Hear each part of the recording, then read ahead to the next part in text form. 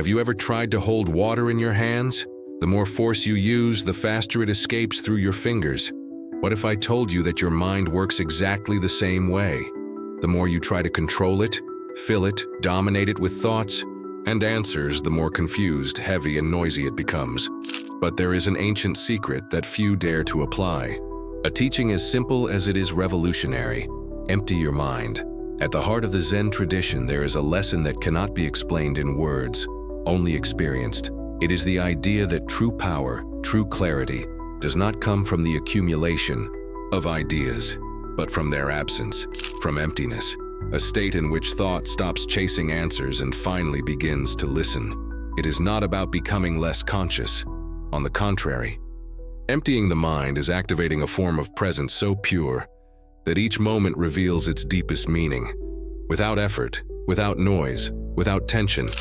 In this video, you will discover why a full mind is the source of so much suffering, and how emptiness can, paradoxically, become the source of wisdom, effective action, and deep inner peace. We will delve into Zen philosophy, hear echoes of silent masters, and reveal practices that can transform your way of existing in the world. If you have grown tired of chasing peace, perhaps you are ready to stop and let it find you. Are you ready to unlearn everything they said about thinking better? Because sometimes the greatest wisdom lies precisely in the silence between one thought and another. Somewhere between the sound of bamboo being cut and the echo of a bell in a mountain temple, a tradition was born that cared nothing for words, doctrines, or promises of salvation. Zen does not try to convince, does not argue, does not debate. It simply points out, and what it points out cannot be understood by the ordinary mind. It needs to be emptied. Zen, as a branch of Buddhism, flourished in China under the name of Chan, influenced both by the teachings of the Buddha and by the raw simplicity of Taoism. Later, it was in Japan that this teaching reached its most austere and refined form. Here, silence became a language, gesture became prayer, and emptiness, the supreme master. Zen monks did not seek answers, but the emptying of questions. They meditated in front of walls, swept rock gardens, sang haikus, all as ways of deconditioning the mind and preparing it for the present moment. One of the most symbolic accounts is that of the famous cup of tea offered by a Zen master to an intellectual seeking wisdom. The master poured tea non-stop until the cup overflowed. The visitor, indignant, protested, "It's full. There's no more room." And the master replied, "Exactly. How can I teach you something if your mind is already full?" This is the core of Zen philosophy. True knowledge only enters a mind that has emptied itself of itself. While the West valued linear reasoning, Zen delved into paradoxes such as koans, impossible questions that disarm logic to make room for pure insight. What is the sound of a hand clapping by itself? Is not to be answered but to be experienced. Because Zen is not a theory about life. It is life itself revealing itself when the internal noise finally silences. For Zen masters, emptying the mind was not an act of passivity but of courage. Because in this emptiness, everything you have repressed, fears, desires, doubts, can emerge. But it is also there that the true self, silent and indestructible, reveals itself. In this context, the empty mind is not an absence of thought. It is total presence. It is the original state of being before the world told you who you should be. Imagine your mind as a mirror. When it is clean, it reflects everything clearly. The sky, the clouds, the faces passing by. But over time, it becomes cloudy. Accumulated thoughts, old fears, unfulfilled desires. Like invisible dust, they settle on its surface. And then you begin to mistake the specks for the landscape. You see the world, but you don't see it. Zen invites us to take radical action, to clean the mirror until only the pure reflection of existence remains. But how do you empty something that is always full? How do you silence an inner flow that never stops? Zen answers, not by fighting the mind, but by getting out of its way. Trying to control thoughts, to repress or deny them, only makes them stronger. It is like trying to calm troubled waters with your hands. The more you stir, the murkier everything becomes. Wisdom lies in observing without identifying, letting thoughts pass by like leaves carried by the current. Emptying the mind is not about excluding yourself from reality, but about encountering it nakedly. When you stop commenting internally on everything you see, or feel, or remember, you begin to experience something rare, true silence. And it is in this silence that consciousness awakens, because the ordinary mind is full of noise, judgment, comparison, expectation. But what are you without all that? Zen calls this state beginner's mind, not because it is ignorant, but because it is fresh, open, alive. An empty mind is not a dead mind, it is a free mind.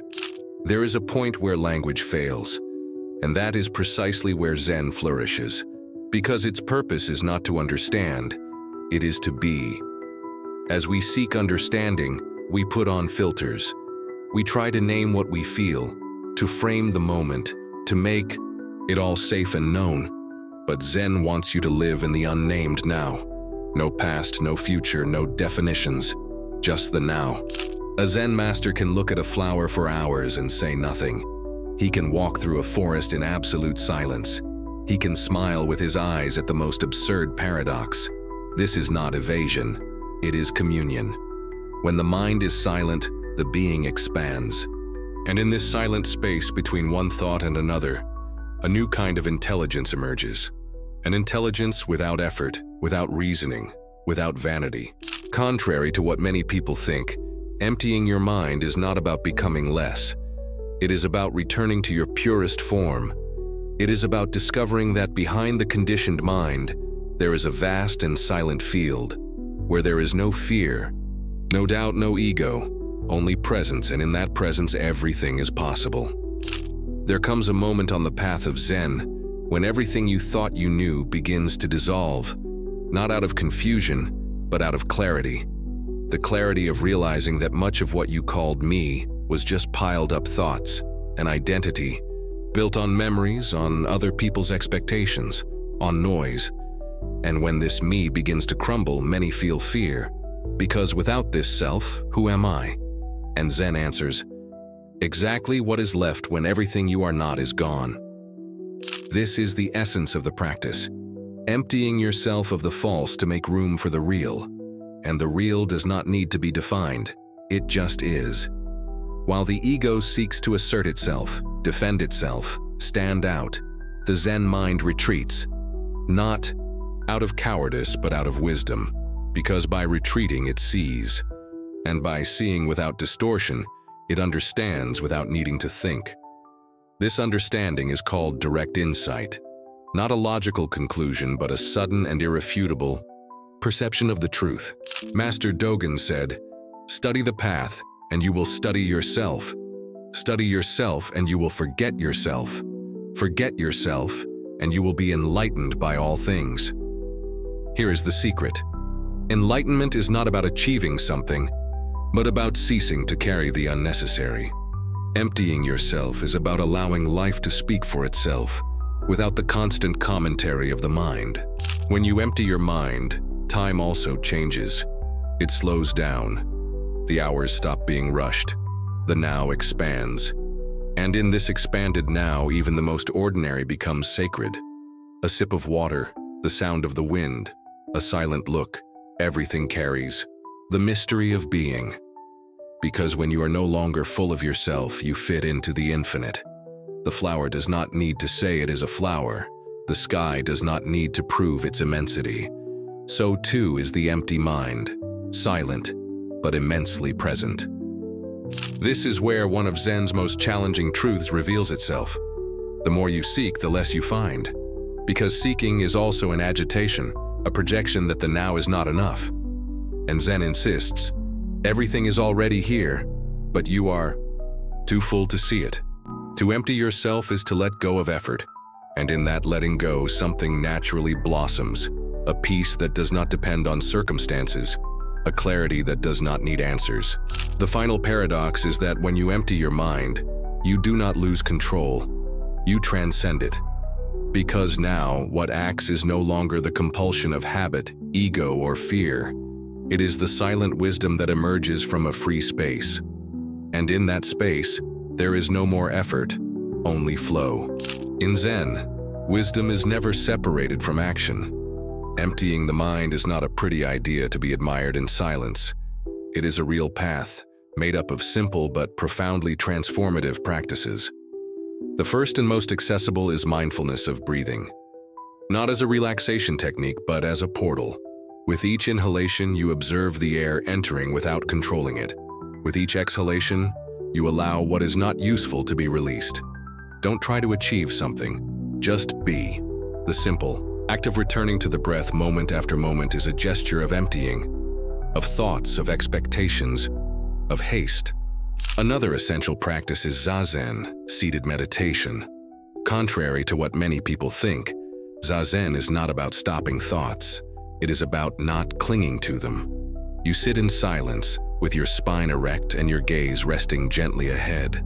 Thoughts will come, about the past, about the future, about yourself. But you don't feed them. You let them pass by like clouds, and over time, the mind begins to quiet down on its own. Not because you forced it, but because you stopped fighting it. In everyday life, emptying yourself can also be practiced in small gestures. Wash the dishes as if it were a ritual. Walk as if each step were the only one. Listen to someone without planning your response. Slow down the speed of your words. Lower the volume of your thoughts.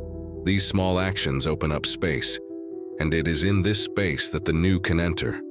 New perceptions, new possibilities, a new version of you, lighter, more present. But perhaps the most challenging step, and the most powerful, is this. Give yourself permission to not have an opinion about everything. This is not ignorance, it is freedom. The constant need to position yourself, to defend yourself, to argue. All of this fills your mind with noise. When you give up this compulsion, you begin to taste the inner silence. And it is in this silence that your real strength begins to reveal itself. Emptying yourself then is not absence. It is clean presence. It is an inner space. It is fertile soil where the essential can flourish. And like all true practice, it does not happen all at once. It is built in layers, day after day, decision after decision. You don't have to be perfect to start. You just have to be willing to leave a little of yourself behind, to finally come back to yourself. Emptying the mind is not about running away from the world. It is about returning to the world with renewed eyes. It is not about becoming apathetic or indifferent, but about abandoning excess of thoughts, reactions, certainties. Because it is in this emptiness that clarity is born, and a clear mind is not weak. It is sharp as an invisible blade, cutting through the illusions of the ego, the repeated stories of the mind, the conditioning that keeps us trapped in suffering. Throughout this video, you have seen that the Zen teaching of emptying the mind is much more than a spiritual metaphor. It is a technology of consciousness, a gesture of return, a state of presence so intense that the past loses its weight and the future loses control.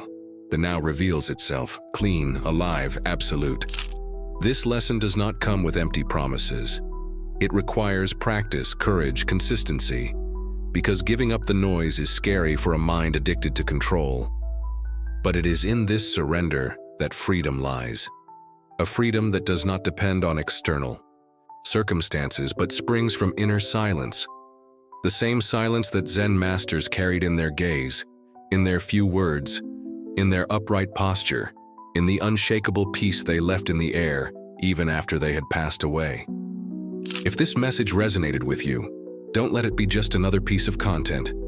Close your eyes for a moment, breathe, and feel what, inside you, needs to be emptied right now. If you want, share in the comments. I'm ready to empty my mind. And remember, emptiness is not the end, it is the portal. A sacred space where life can finally breathe in you.